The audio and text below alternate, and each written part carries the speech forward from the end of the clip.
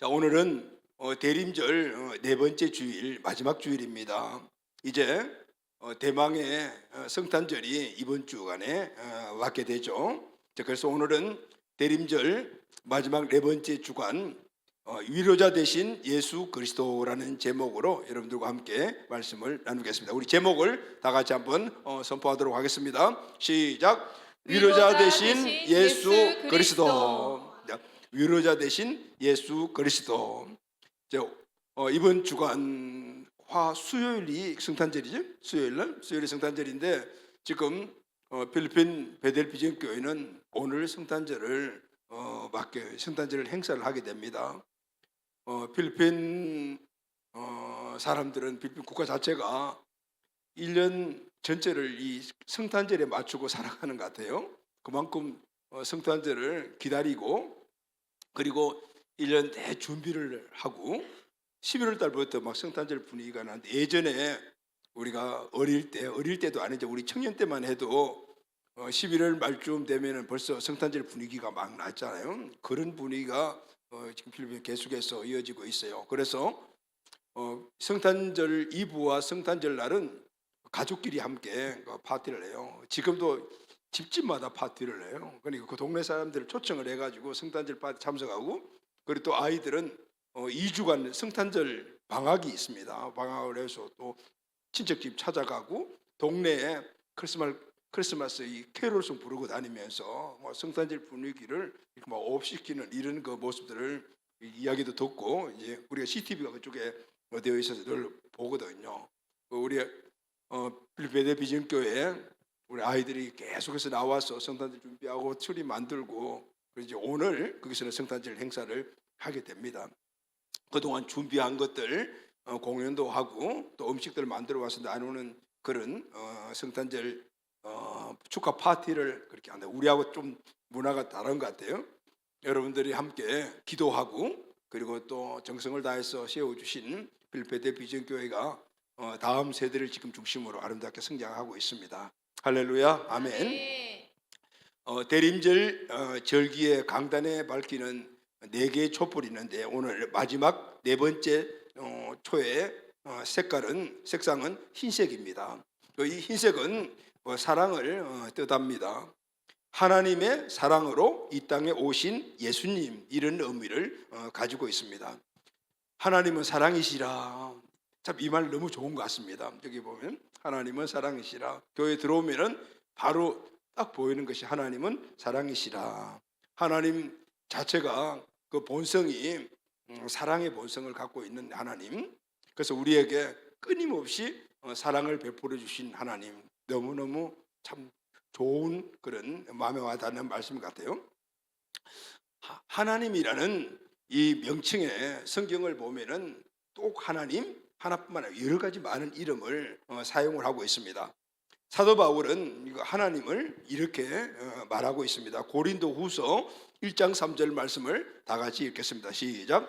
찬송하리로다. 그는 우리 주 예수 그리스도의 하나님이시요 자비의 아버지시요 모든 위로의 하나님이시며. 자, 이 말씀을 보면은 사도 바울은 하나님, 그는 우리 주 예수 그리스도의 하나님, 우리의 주권자 되시고 우리 주인 되신 예수님의 하나님이신데, 이분은 어떤 분이냐면 자비의 아버지시오. 그러니까 사랑이 넘치는 우리의 아버지가 되시는 분이신데, 또 이분은 어떤 분이냐면 모든 위로의 하나님이십니다. 할렐루야, 아멘. 하나님은 사랑의 하나님이실 뿐만 아니라 그 사랑에서 나오는 오늘 우리를 진정으로 위로해 주시는 위로의 하나님이시다라는 것을 말해주고 있습니다. 자, 이분은 우리의 아버지시며 또 위로의 아버지시다라는 것을 말해주고 있습니다. 예수님의 명칭 중 하나가 임마누엘이라는 이름이 있습니다. 임마누엘의 이름은 뜻이 하나님이 우리와 함께 하신다라는 뜻입니다. 다시 말하면 예수님은 하나님이신데 그분이 인간의 몸을 입고 이 땅에 오신 분이 바로 예수님이시라는 거예요. 할렐루야, 아멘. 그래서 예수님의 명칭 중 하나가 바로 임마누엘입니다. 자, 이 땅에 그러면 하나님이신 예수님이 이 땅에 오셨을 때 그분이 하신 일들이 많이 있는데 그 중 하나가 오늘 이 말씀을 사도 바울의 말씀에 보면 우리를 위로해 주시는 분이다. 할렐루야. 아멘. 하나님은 영이시기 때문에 영적인 존재로 이 땅에 오시면은 보이지 않죠. 그래서 인간의 몸을 입고 이 땅에 오셨어요. 그래서 임마누엘 하신 바로 예수님이시죠. 그분이 하나님이시니까, 하나님은 위로의 하나님이시니까 예수님도 바로 위로의 예수님이신 거예요. 아멘. 그래서 예수님은 오늘 이 땅에 우리를 위로해 주시기 위해서 오신 분이다라는. 여러분, 우리는 세상을 살다 보면은 서로 위로하고 위로받고, 또 여러 상황 속에서도, 환경에서도 위로를 받고, 이런 위로가 우리에게 너무나 필요합니다. 아마 위로가 없으면 우리가 잘 견디기가 어려울 것 같아요. 그래서 예수님은 우리 모든 인생에 진정한 위로를 주시기 위해서 오신 분이시다라는 것. 헬라어로 이 위로라는 말이 파라클레세오스라는 단어를 사용했는데, 이 단어의 뜻은 곁에 있다라는 뜻입니다.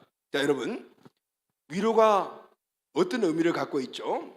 위로의 사전적 의미는 어떤 어려운 일이나 어떤 고통 속에 있는 그런 분들에게 따뜻한 말이나 아니면 어떤 행동으로 그 괴로움을 덜어주거나 슬픔을 달래주는 것, 이게 사전적 위로의 의미입니다. 그런데 여러분, 우리가 어떤 어려움을 당한 분들, 그리고 또 시련 속에 있는 분들을 찾아가서 따뜻한 말 한마디, 그리고 또 그 필요한 것들을 뭔가를 공급해 줌으로 말미암아 위로해 줄 때 그분이 굉장히 힘을 얻죠. 그런데 따뜻한 말도 중요하고 그 필요한 것들을 공급해 주는 것도 중요한데, 더 큰 위로는 그 사람 곁에 있어 주는 것이. 할렐루야. 아멘. 말이 없다 하더라도, 말을 하지 않더라도, 뭔가를 필요한 것들을 공급하지 않아도 그냥 그 옆에서 힘들고 어렵고 시련과 눈물 속에 있는 분들과 함께 있어 주는 것, 그거 이상의 위로가 있을까요? 그런데 오늘 성경에 나오는 바로 위로의 하나님, 하나님의 위로는 바로 파라클레세오스라는 이 단어를 사용한 위로는 바로 곁에 있어 준다라는 의미를 갖고 있는, 보편적인 우리가 알고 있는 그 위로 위상의 의미. 그런데 여러분, 오늘 우리가 어떤 상을 당하거나 어려움을 당하는 분이 있으면 가서 하룻밤, 이틀밤 이렇게 같이 세워주죠. 그런데 영원히 그분 곁에 있을 수는 없어요. 그런데 하나님은 오늘 시련과 어려움과 고통 속에 있는 우리를 찾아오셔서 2박 3일, 3박 4일 이런 정도가 아니고 영원히 곁에 계셔 주시는 거예요. 할렐루야. 아멘. 그래서 모든 이 땅에 외로운 자들에게 그리스도의 위로는 진정한 위로가 된다라는 것을 성경은 우리에게 말씀해 주고 있습니다. 사랑하는 우리 가족 여러분, 이 세상에 사는 저와 여러분들 모든 사람 가운데 외로움과 슬픔에서 자유로울 사람은 한 사람도 없을 것입니다. 누구나 살다 보면 물론 좋은 때도 있고 행복을 느낀 때도 있겠지만, 그런데 늘 끊임없이 반복 찾아오는 외로움과 슬픔, 누구나 다 겪는 우리들 이 땅에 살아가는 모든 사람들의 어떤 상태라고 말할 수가 있습니다. 그런데 여러분, 외로움과 슬픔, 어떤 그런 문제 환경들이 우리에게 찾아오는 것도 우리에게 큰 문제이기도 하지만은 더 큰 문제가 하나 있습니다. 이보다 더 큰 슬픔은 그 외로움을, 그 슬픔을 완벽하게 해결해 줄 사람이나 어떤 힘이나 환경이 이 땅에 없다라는 겁니다. 물론 잠시 위안과 그리고 또 위로와 이런 것도 우리가 볼 수 있겠지만은, 그런데 영원히 우리에게 진정한 늘 내 곁에서 그 문제를 함께 공유하면서 위로해주고 그리고 도와주는 그런 위로자는 없다, 그 말인 겁니다. 그래서 오늘 우리가 읽은 본문 성경 말씀에도 보면 바로 이 마태복음의 기록자인 마태라는 사람이 그 이야기를 하고 있습니다. 마태복음 2장 18절 말씀을 다 같이 읽겠습니다. 시작. 라마에서 슬퍼하며 크게 통곡하는 소리가 들리니 라헬이 그 자식을 위하여 애곡하는 것이라. 그가 자식이 없으므로 위로받기를 거절하였도다 함이 이루어졌느니라. 자, 여러분, 라헬이라는 이 여인을 여러분 잘 아시죠? 라헬이라는 여인은 야곱이 가장 사랑했던 아내였습니다. 그런데 야곱에게는 4명의 아내가 있었습니다. 그런데 다른 3명의 아내가 10명의 아들을 낳을 때까지 이 라헬은 아들을 낳지 못했어요. 자식을 낳지 못했어요. 그 당시에 아무리 사랑받는 아내라 하더라도 아들을 낳지 못하면은 여인 아내의 구실을 하지 못하는 시대입니다. 그러니까 얼마나 마음이 슬펐겠어요. 남편은 나를 분명히 최고로 사랑하는데 자식을 낳아야 되는데 아들을 낳았는데 아들을 낳지 못하는 것, 바로 이 라헬이라는 여인의 바로 슬픔이었어요. 그런데 야곱은 라헬을 너무너무 사랑합니다. 그래서 격려하고 위로해 줬겠죠. 괜찮아 괜찮아, 곧 아기를 놓으면 되지. 그리고 또 가족들도 괜찮아 괜찮아 이렇게 말로 위로를 해 주었을 것입니다. 그런데 그게 위로가 되지 않는 거예요. 왜냐하면 자녀를 낳아야만이 이 문제가 해결되는데 이 자녀를 낳는 것이 자기 힘으로 되는 것이 아니잖아요. 그러니 이 라헬이라는 여인의 슬픔은 남편도 가족도 부모도 해결할 수 없는 그런 슬픔이었다라는 것을 말해주고 있어요. 그래서 라마에서 슬퍼하며 크게 통한 소리 들리니 라헬이 그 자식을 위하여 이렇게 기록하고 있죠. 여기 라마라는 곳은 어떤 곳이냐면은 라헬이라는 이 여인이 죽어서 무덤이 있는 곳입니다. 물론 라헬이 나중에 요셉을 낳고 베냐민을 낳았어요. 그런데 지금 여기서 말하는 이 시기는 자녀가 없을 때예요. 그런데 이 여인은 참으로 기구한 운명을 갖고 있었어요. 요셉을 놓고 그리고 가나안 땅으로 돌아오다가 또 임신을 했어요. 그리고 얼마나 좋았겠어요. 그런데 그 아이를 길가 도상에서 낳다가 그냥 죽은 거예요. 그래서 길가에 있는 곳에서 무덤을 만들어서 거기서 장사 지냈던 거예요. 아기를 놓고요. 그 아이가 이제 12째 아들인 베냐민이잖아요. 그러니까 라마는 바로 라헬이라는 이 여인의 그 슬픔을 상징하는 곳입니다. 인간의 힘으로 어떤 위로도 받을 수 없는 그 슬픔을 갖고 있던 여인, 이런 의미거든요. 그런데 이 라마는 그런 의미만 있는 장소가 아닙니다. 이스라엘 백성들이 하나님께 범죄해서 결국은 바벨론에 의해서 망하게 되죠. 피하게 되고 그리고 포로로 끌려가게 됩니다. 많은 사람들이 1차, 2차, 3차 포로로 끌려갈 때 각각 지방들이 있어요. 자기 살던 지방이 있었겠죠. 그 지방에서 한 곳으로 다 모아요. 한 곳에 집결을 해서 여기서 바벨론으로 함께 끌려가는 거예요. 그런데 그 집결 장소가 바로 라마였던 거예요.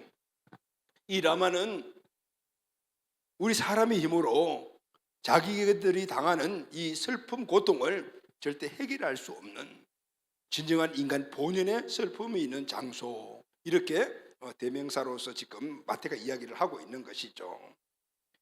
인간의 힘으로는 어떤 위로도 되지 않는 것. 지금 이 말씀에도 끝부분에 보게 되면은 그가 자식이 없으므로 위로받기를 거절하였도다. 라헬이 아들을 낳지 못하는 일에서 남편과 가족과 부모가 위로했지만은 그건 아무 위로가 되지 않는다는 겁니다.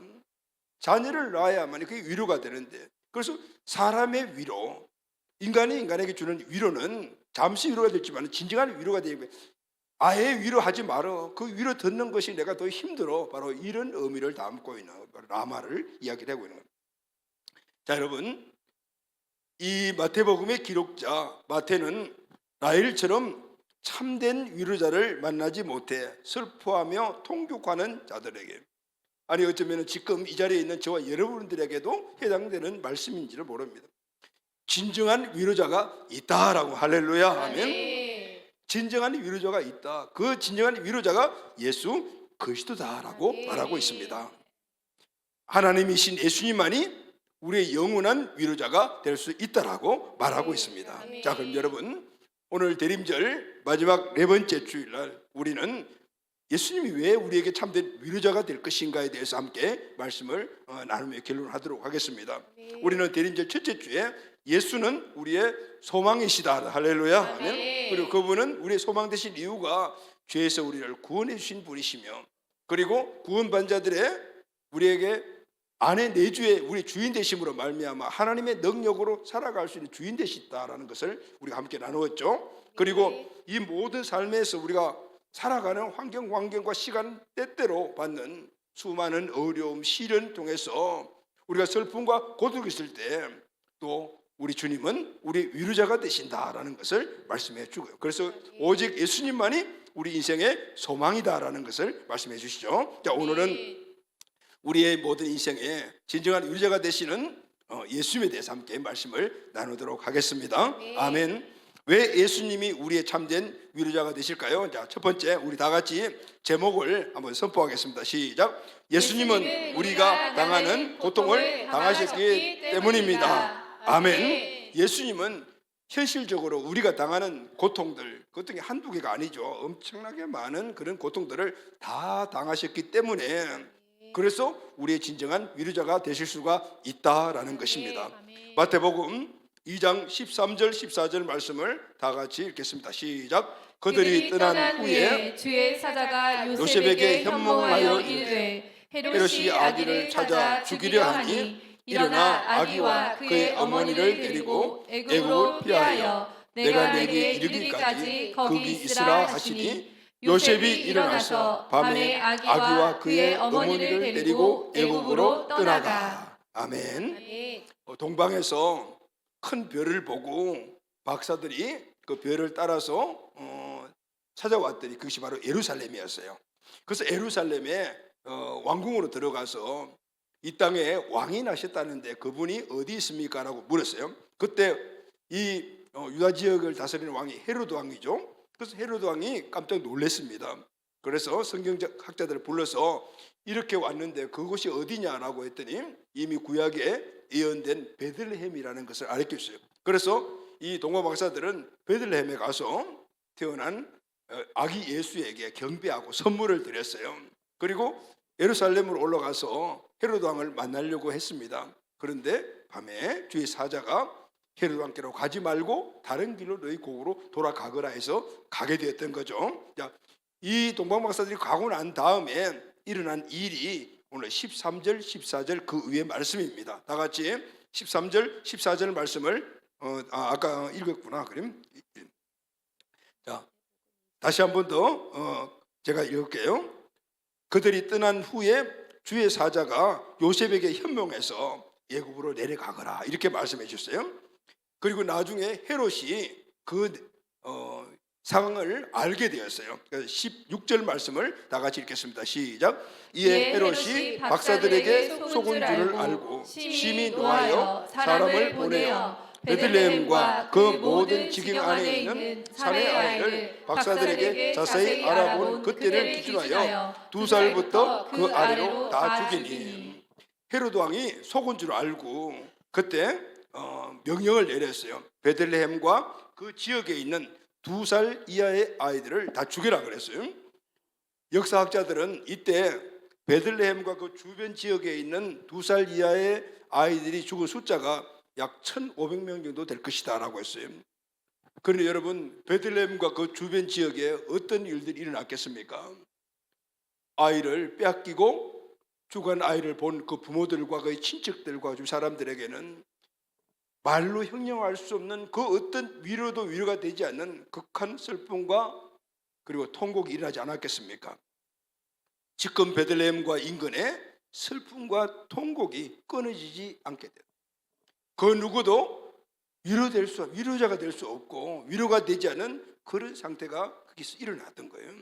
그래서 마태복음 이 기록자 마태는 나일의 슬픔과 위로를 인용해서 이 세상에 어떤 사람의 말이나 힘도 인생의 슬픔과 통곡을 위로할 수가 없다라는 것을 말씀하고 있는 것입니다. 예수님은 세상에 태어나는 순간부터 이런 고통의 현장에 계셨습니다. 물론 2살 채 안 된 나이니까 그 사건과 상황을 인지하지는 못했겠지만 그러나 이 참담한 이 슬픔과 통곡이나 이 고통의 현장에 계시고 거기서 태어났다는 것은 바로 이 땅에 이런 환경 속에 있는 사람들의 진정한 위로자로 오신 하나님이시다라는 것을 말씀해 주고 있는 것입니다. 히브리서 4장 15절 말씀도 우리 같이 한번 읽도록 하겠습니다. 시작. 우리에게 있는 대제사장은 우리의 연약함을 동정하지 못하실 리가 아니요 모든 일에 우리와 똑같이 시험을 받으신 이로되 죄는 없으시리라. 히브리서 기자는 예수님이 오늘 우리의 진정한 위로자가 되심을 이렇게 말씀하고 있습니다.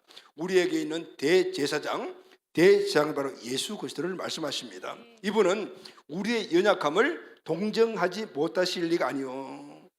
강한 부정을 사용을 했는데 이것은 강한 긍정이에요. 다시 말하면 우리에게 있는 대상 예수님은 우리가 갖고 있는 모든 연약함, 슬픔, 고통 이런 것들을 능히 동정하실 수가 있는 분이다라는 거. 할렐루야. 아멘. 왜 그런가 하면은 모든 일이 우리의 똑같이 시험을 받으신 분이기 때문이다라는 거예요. 예수님은 인간의 몸을 입고 이 땅에 오셨기 때문에 우리가 겪는 모든 슬픔과 고통의 그 원인들을 다 경험을 하셨기 때문에 우리의 모든 이 슬픔과 고통을 진정으로 위로할 수가 있는 분이다라는 거예요. 할렐루야. 아멘. 여러분, 여기 나오는 이 시험이라는 말은 고난을 말합니다. 우리가 삶에서 당하는 모든 크고 작은 고난들 총칭해서 시험이라고 기록을 하고 있습니다. 예수님은 우리가 당하는 모든 종류의 고난을 다 당해 보신 분이에요. 그분은 인간의 몸을 입고 오신 하나님이신데 그냥 하나님 영적이신 그분이 그냥 오게 되면 우리가 겪는 고난을 겪으실 수가 없어요. 육체를 갖고 있지 않기 때문에. 그래서 그분이 친히 우리 인간이 겪는, 저희들이 우리 모두 겪는 고난을 똑같이 겪어보시기 위해서 신이신 그분이 인간의 몸을 입고 이 땅에 오신 거예요. 그래서 우리가 겪는 모든 고난을 다 겪어보신 거죠. 그래서 예수님은 죽을 뻔도 하셨습니다. 쫓겨다니기도 하셨습니다. 도망도 다니시고요. 위험한 일도 당했습니다. 배도 고파 보셨습니다. 그리고 목도 말라 보셨습니다. 어떤 경우에는 외로움도 당하는 고독한 현장에 홀로 계시기도 하셨습니다. 또 사람들에게 배신도 당했습니다. 그것도 사랑하는 제자에게 배신을 당했습니다. 마지막에는 죄가 없는 분이 억울하게 죽임을 당했습니다. 이 모든 고통들은 지금 저와 여러분들이 겪고 있는 고통들입니다. 이 고통과 슬픔을 예수님이 다 당하셨습니다. 그래서 여러분, 우리가 어떤 어려움이나 어떤 고통 가운데 있을지라도 주님께 나가게 되면 주님이 그것을 직접 체험하셨기 때문에 진정한 위로자가 될 수가 있는 겁니다.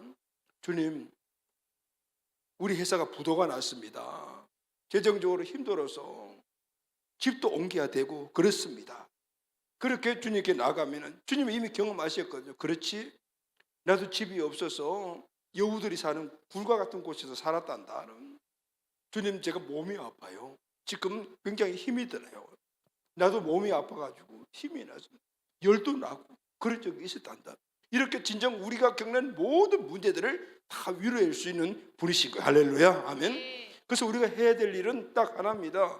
우리의 어떤 어려움과 시련과 문제들이 슬픔이 있을 때 주님께 나가는 거예요. 할렐루야. 아멘.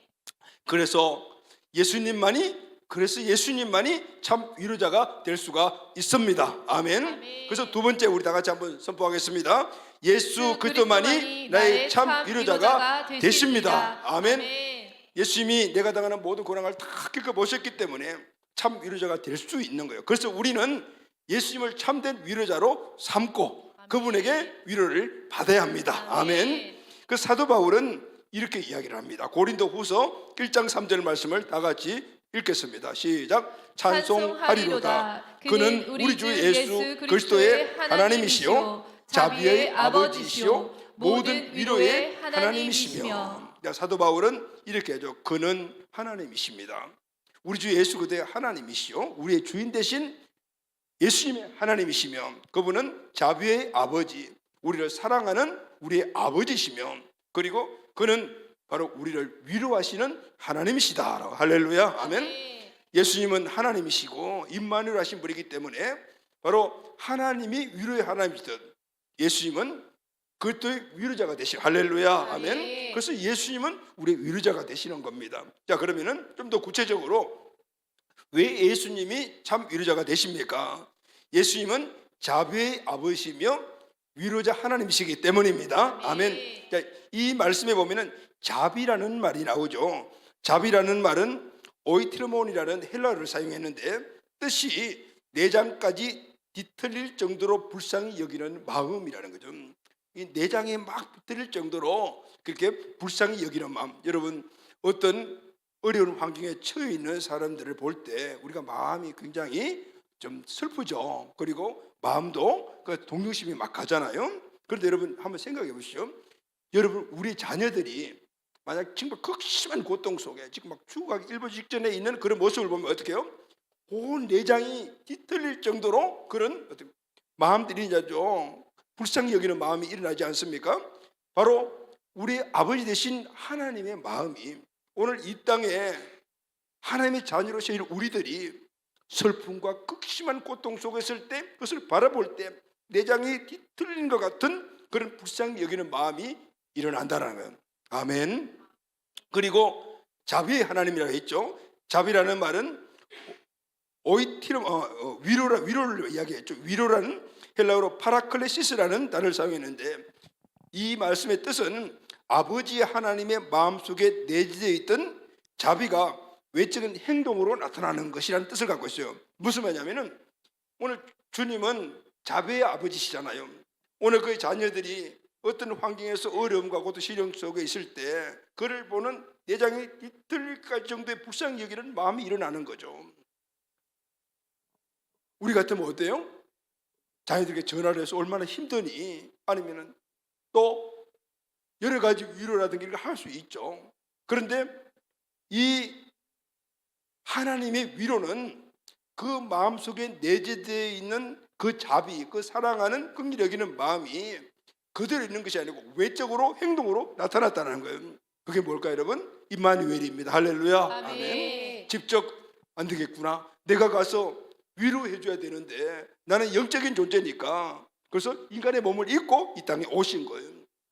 전능하신 하나님이신 그분이 우리 인간을 위로해 주기 위해서 인간의 몸을 입고 나타나신 분이 바로 예수 그리스도신 거예요. 할렐루야. 아멘. 그래서 예수님은 환난 가운데 고통 가운데 우리를 찾아오셔서 하나님의 위로, 그 사랑이 근거가 되는 위로를 가지고 오늘 우리를 위로해 주신다라는 거예요. 아멘. 아멘. 근데 여러분 세상 사람들은 이 위로자들을 잘 알지를 못합니다. 그래서 엉뚱한 것에서 위로를 구하고 찾고 있는 경향이 많아요. 그런데 하나님을 믿고 그리고 구원받은 우리도 그런 분들이 너무나 많이 있어요. 진정한 위로자를 찾지 않고 일시적이고 불완전한 것에서 참된 위로를 찾으려고 하는 많은 믿음의 사람들이 있습니다. 우리에게 가정적인 어려움도 있고 남편과 아내의 문제도 생기고 부모와 자식 간의 문제도 생기고 직장 생활에서도 윗사람 아랫사람 동료들 문제 또 환경에서 주는 여러 가지 재정적인 문제 이런 문제들이 우리에게 왔을 때 내 힘으로 감당하지 못하면 우리의 그것이 고통이 되고 시련이 되고 그것이 점점 더 커지게 되면 극한 슬픔 속에 이런 때가 우리가 얼마나 많이 있지 않습니까? 이런 때 우리는 어디에서 위로를 받느냐 하는 거예요. 그런데 우리에게는 진정한 위로자가 있음에도 불구하고 다른 것에서 위로를 찾는 게 아니라 남편에게서 아내에게서 자식에게서 아니면은 재정이나 돈에게서 아니면은 안락한 삶에서 위로를 얻으려고 한다 그 말이에요. 아니면은 스포츠 활동을 한다든가 여행을 한다든가 게임이나 도박이나 수나 마약이나 아니 육체적인 쾌락으로 오늘 우리의 고통과 이 슬픔을 도피하는 그런 경향도 우리에게 아니면 좀 더 형이상학적으로 어떤 목표를 딱 정해놓고 목표를 성취하는 데서 그걸 통하여 위로를 받으려고 하는 사람들도 많이 있습니다. 심지어는 좀 저급하게 그죠? 사주팔자 점쟁이 무당을 찾아가기도 해요. 요즘 신문에 한 면에 한 4분의 1 정도는 이 문제를 다루고 있더라고요. 근데 여러분 이런 것들이 우리에게 위로를 주지 않느냐? 아니 그렇지 않아요. 위로를 줘요. 그런데 그것이 일시적인 위로라. 여러분 힘들고 어렵고 스트레스 받고 문제 일어나서 그냥 여행 한번 가서 다 잊어버리자 하고 여행도 우리가 많이 떠나잖아요. 그런데 여행 갔다 오면 그 문제들이 해결됩니까? 또 문제가 생깁니다. 그럼 또 여행 가야 돼. 그럼 평생 여행 다니다가 말아봐야 돼.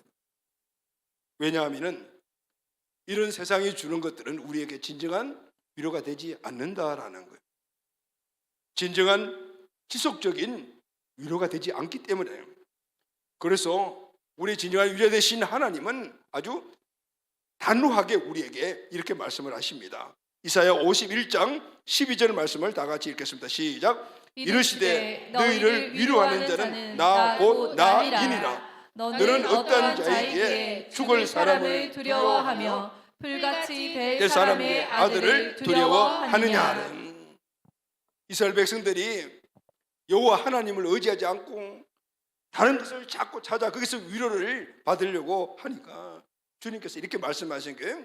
너희를 위로하는 자는 나 곧 나 여호와 하나님 한 분밖에 없다는 거. 할렐루야. 아멘. 근데 너는 어떤 자이기에 죽을 사람에게 위로를 받으려고 하고 풀같이 될 그 세상의 환경 속에서 위로를 받으려 하느냐, 이렇게 말씀을 하고 있는 거예요. 자비의 아버지, 위로의 하나님의 위로는 한계가 없습니다. 할렐루야. 아멘. 일시적이지 않아요. 영구적인 것이에요.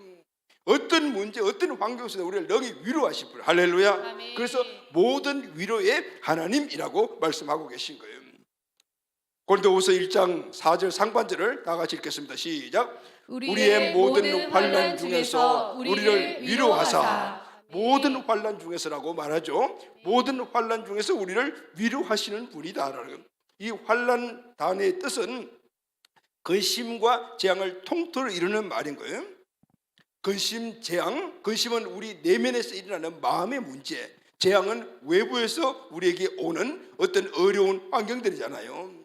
하나님은 우리에게 내적인 문제든 외적인 환경에서 오는 문제든 간에 모든 것을 위로해 줄 수 있는 분이시다라는 거. 할렐루야. 아멘. 아멘.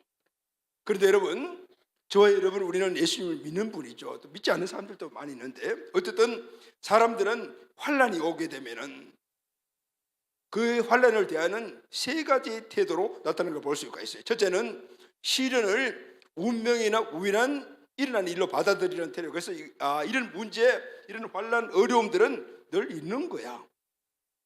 그래서 숙명으로 생각을 하고 의지와 스스로의 노력을 포기해버린 거야. 평생 이 환난과 어려움들을 숙명으로 받아들이며 살아갈 수밖에 없습니다.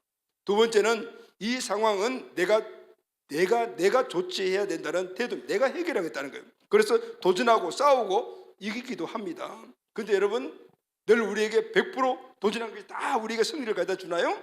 결국은 가다 보면 나중에는 절망 상태에 이르는 것이 바로 내 모습인 것. 이것은 인간의 힘은 한계가 있다는 것을 말해주고 있습니다. 또 이 태도는 인간의 연약함, 이 한계를 무시하는 태도인 거예요. 믿는 사람들이, 예수 그들을 믿는 분들이 오늘 만약에 내게 일어나는 어떤 어려움과 시련들을 내 힘으로, 내가 갖고 있는 어떤 능력으로 해결하겠다는 것은 하나님을 무시하는 불신의 태도라는 것을 말해주고 있는 거죠. 세 번째는 환난마저도 하나님의 섭리가 있다는 것을 믿고 하나님을 의지하는 태도입니다. 아멘. 아멘. 환난에는 하나님의 뜻이 들어있다. 지금 내가 당하고 있는 이런 어려운 문제들은 분명히 하나님이 우주 만물을 만드시고 지금도 섭리하시고 그 경륜 속에 있으니까 이 어려운 부분마저도 분명히 나에게 의미가 있다는 것을 깨닫고 오직 하나님만을 의지하는 태도입니다. 아멘. 아멘. 이때 하나님이 우리를 도와주십니다. 아멘. 아멘. 하나님은 그 믿음을 가진 사람의 믿음의 통로를 통해서 도와주시는 것입니다. 그때 그 믿음의 힘을 통해서 우리는 내 상황을 극복해 나갈 수가 있는 것입니다. 할렐루야. 아멘. 고린도후서 1장 5절 말씀을 다 같이 선포하겠습니다. 시작. 그리스도의 고난이 우리에게 넘친 것 같이 우리가 받는 위로도 그리스도로 말미암아 넘치는도다. 할렐루야. 아멘. 이 말씀에 보면 넘치다라는 말이 나오죠. 이 말씀이 굉장히 우리에게 큰 의미를 줍니다. 그리스도는 고난도 넘치게 받았어요.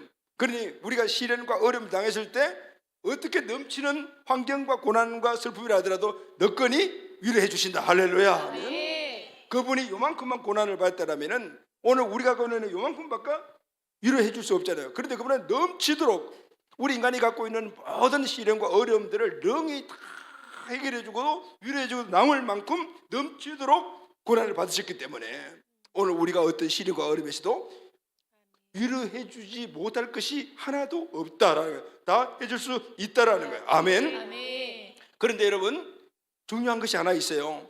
이 그리스도의 넘치는 위로는 고난이 끝난 후에 주어지는 것이 아니에요. 여러분, 우리가 가장 큰 슬픔이라면 뭘 얘기하죠? 사랑하는 사람이 돌아가시는 거죠. 죽는 거잖아요.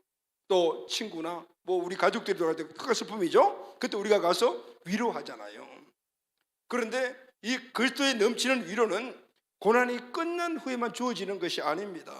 고난 중에도 동반되는 위로입니다. 할렐루야. 우리가 고난을 넘치게 받는다라면은 하나님의 위로도 넘치게 받게 되는 겁니다. 고난이 크면은 그 크기에 따라서, 작으면 작은 크기에 따라서 위로해 주시는 거예요. 할렐루야. 아멘. 그래서 이것은 이미 지금 고난이 끝나고 난 다음에 위로해 주시는 것이 아니고 이전에도, 지금 현실도, 앞으로도 이 모든 문제를 해결할 수 있는 분이시다라는 거. 할렐루야. 아멘.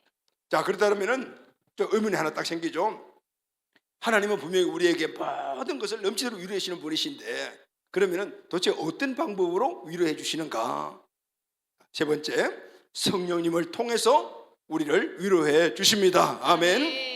3절 말씀을 다 같이 한번 선포하겠습니다. 시작. 찬송하리로다. 그는 우리 주 예수 그리스도의 하나님이시요 자비의 아버지시요 모든 위로의 하나님이시며. 여기 위로라는 말이 처음 서론에서 이야기했죠. 파라클레시스라는 단어를 사용한다 그랬죠. 이 파라클레시스라는 이 위로는 성령님이 갖고 계시는 여러 가지 속성 중에 하나입니다. 그래서 성령님을 우리가 보혜사라고 하죠. 보혜사는 파라클레토스라는 단어를 사용했는데, 이 파라클레토스에서 위로, 파라클레시스가 파생되어 나왔어요.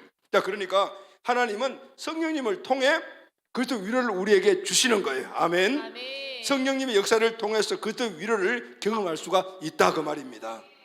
성령 하나님은 그러면은 구체적으로 어떻게 우리를 위로해 주시는 것일까요?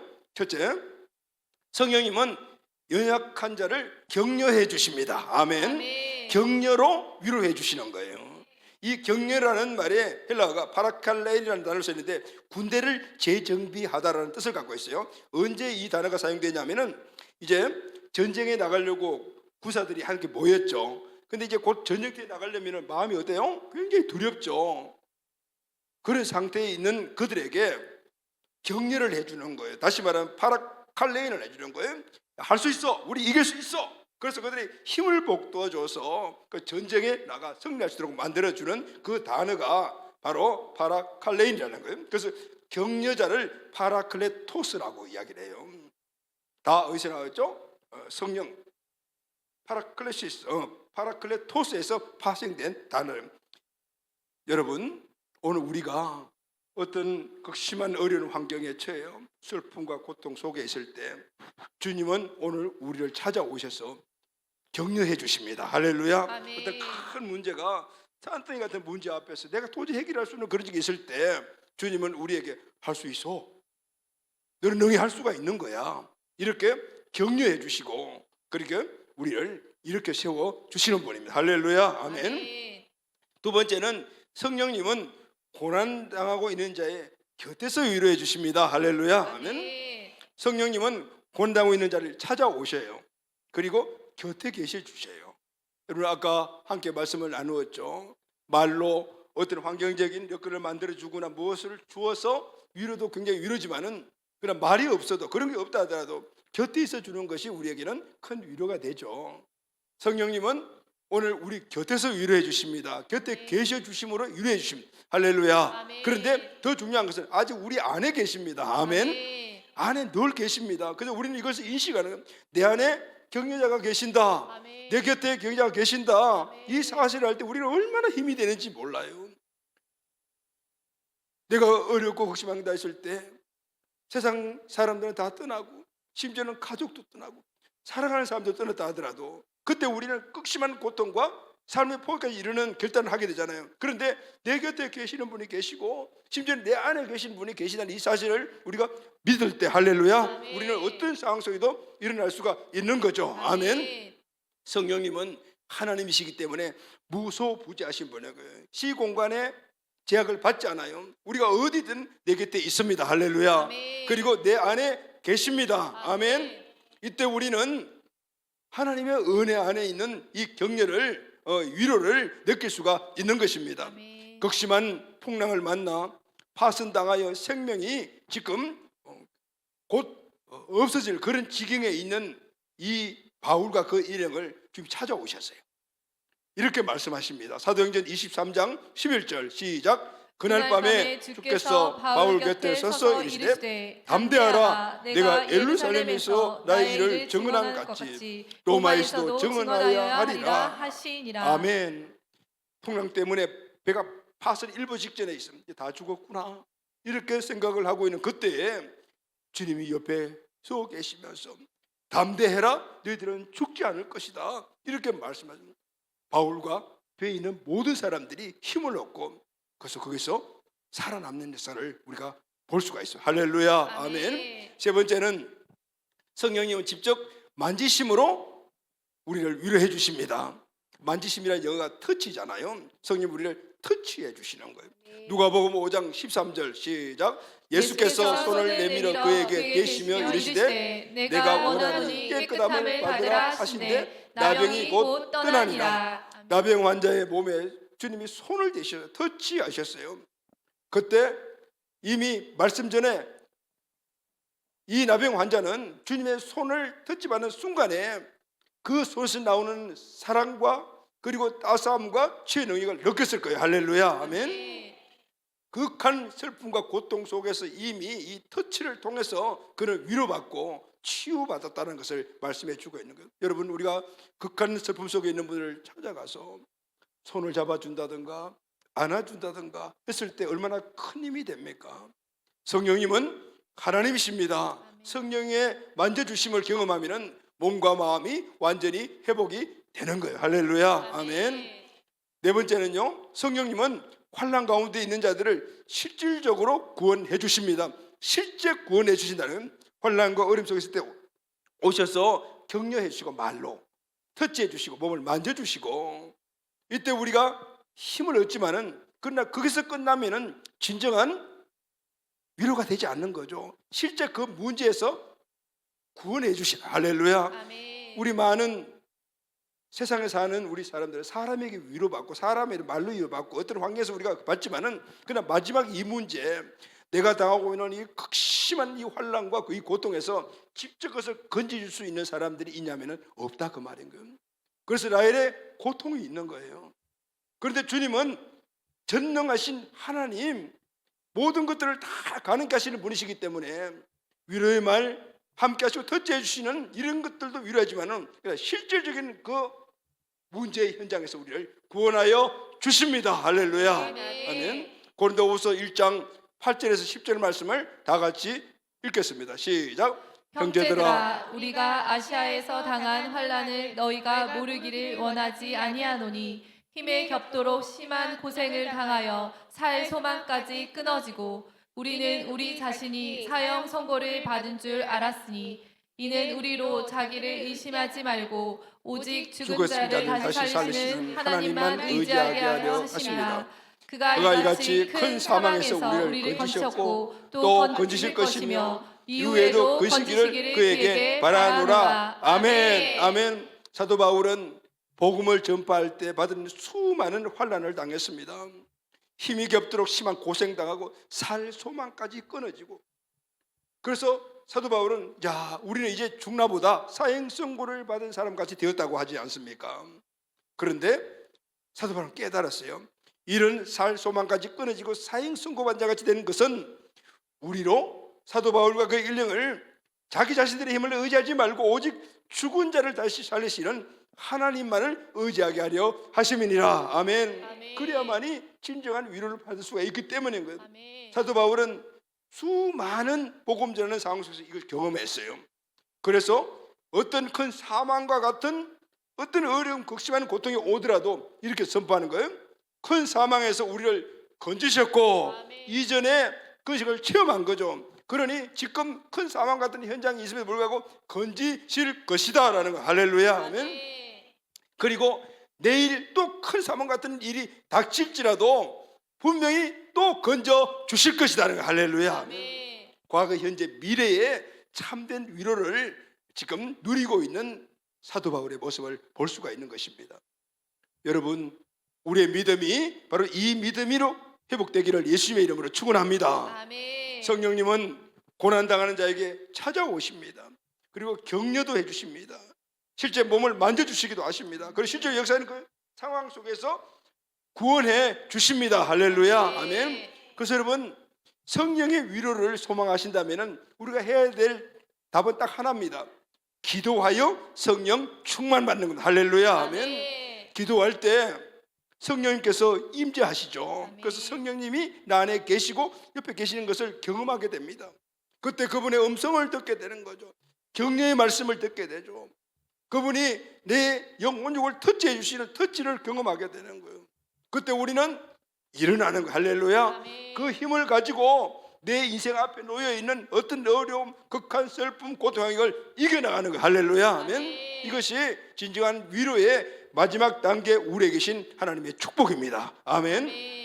그런데 여러분, 중요한 것이 딱 하나가 더 있어요. 고린도후서 1장 4절 하반절 다 같이 읽겠습니다. 시작. 우리로 하여금 하나님께 받은 위로로서 모든 환난 중인 자들을 영이 위로하게 하시는 이시로다. 사도 바울은 깨달았습니다. 사망 선고를 받은 그런 극심한 환경 속에 처해서 그때마다 하나님을 의지하고 그분의 위로를 받고 보니 이제는 나와 똑같은 그런 극심한 환경 속에 있는 자들이 눈에 들어오기를 시작했다는, 그렇게 깨달았어요. 내가 이런 극심한 환경, 살 소망이 없는 한까지 이렇게 했던 것들은 결국은 저 사람, 살 소망이 없는 저 사람에게 참된 하나님의 위로자가 되라고 하시는 거구나. 할렐루야. 아멘. 그래서 그는 복음을 전하는 곳마다 모든 사람들의 하나님 그리스도의 위로자의 통로가 되었던 것을 볼 수가 있어요. 그래서 위로를 받아본 사람은 다른 사람을 위로할 능력을 얻은 자가 되는 것입니다. 그러면 이 사실을 우리가 깨닫는다면 지금 내가 당하고 있는 고난과 어려움과 슬픔과 고난 현장이라면 어떻게 해요?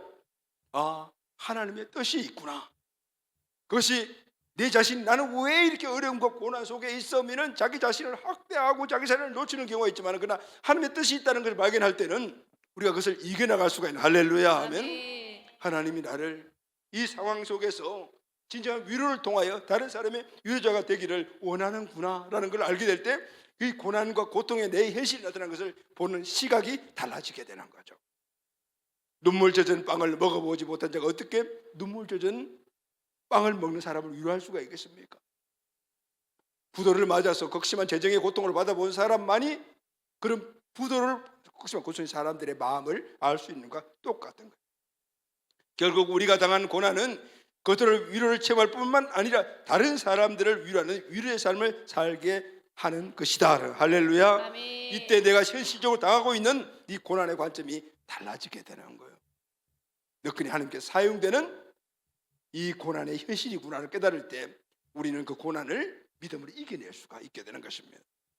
사랑하는 가족 여러분, 결론은 예수님입니다. 아멘. 예수님만이 우리의 모든 위로자이십니다. 아멘. 그래서 예수님만이 유일한 우리의 소망이 되시는 겁니다. 2000년 전 베들레헴에 위로로 오신 예수님은 지금 성령님으로 나를 찾아오시고 아예 내 안에 계십니다. 아멘. 그런데 우리는 상시 24시간 그분의 격려를 받을 수가 있습니다. 24시간 그분이 내 곁에 계십니다. 우리가 원하기만 하면 만져주십니다. 고통의 현장에서 구원해 주십니다. 할렐루야. 아멘. 사랑하는 우리 가족 여러분, 오늘 원래 이제 마지막 한 주 남았네요. 마지막 주가 아니고 이제 네 번째 주간에 우리가 맞았는데, 거기 보면 1년을 우리가 쭉 살아왔잖아요. 1년 동안 여러분 우리의 모든 삶 가운데 한번 되돌아보게 되면은 좋은 일도 많았고 행복한 그런 환경도 많았지만은, 그런데 자꾸 기억에 남는 것은 그렇지 않는 그 어려운 마음들을 갖고 살았던 그런 환경들이 우리에게 더 많이 기억이 남죠. 이걸 우리가 회복되고 치유되지 않고 내년을 시작한다면 그 상태에서 그것이 시작하게 되는 거예요. 오늘 이 시간 위로자로 오신 주님 성령님을 통하여 1년 동안 힘들고 어려운 마음들이 위로받게 되기를 바랍니다. 아멘. 그리고 주님의 사랑과 위로로 회복되시기를 바랍니다. 가정과 사회생활, 사업, 직장생활, 또 우리 다음 세대 학업으로 인해서 마음의 고생들을 얼마나 많이 했습니까? 그 힘들었던 삶을 오늘 이 시간 내 곁에 계시고 내 안에 계신 성령님을 통하여 그리스도의 위로를 꼭 받으시기를 바랍니다. 할렐루야 하면 아멘. 또 우리가 열심히 교회를 섬기기에 헌신하며 사역하면서 근데 그것이 하나님을 위한 일인데 불구하고 관계 속에서 서로 그렇게 힘들게 했던 그래서 받은 상처들 어려운 문제들 이런 것들이 얼마나 많이 있습니까? 오늘 꼭 위로받기를 바랍니다. 아멘. 경제적인 문제, 자녀 문제, 부부 갈등, 사람들과의 관계에서 힘들고 상처받은 마음들 꼭 위로받고 회복하시기를 바랍니다. 그래야만이 우리는 이 무거운 짐들을 내리려야만이 벌떡 일어날 수가 있습니다. 할렐루야. 아멘. 그리고 하나님이 우리에게 예배신 아름답고 찬란한 2025년들을 바라보고 시작할 수가 있습니다. 아멘, 아멘. 아멘. 오늘 이 시간 이곳에 오신 성령님을 통하여 여러분 모두 위로받고 회복되는 복된 시간이 꼭 되기를 예수님의 이름으로 축복합니다. 아멘. 아멘. 자, 이사야 66장 13절 다 같이 한번 선포하겠습니다. 시작. 어머니가 자식을 위로함 같이 내가 너희를 위로할 것인즉 너희가 예루살렘에서 위로를 받으리라. 할렐루야. 아멘. 오늘 이 시간 주님의 위로함이 여러분들에게 넘치기를 바랍니다. 아멘. 고린도후서 1장 4절 하반절 다 같이 시작. 우리로 하여금 하나님께 받은 위로로 모든 환난 중에 있는 자들을 능히 위로하게 하시는 이시로다. 할렐루야. 이제는 하나님의 위로만 받는 존재로서 끝나는 것이 아니고 그 위로를 다른 사람들에게 흘러보내는 위로의 통로가 꼭 되시기를 예수 그리스도 이름으로 축복합니다. 아멘.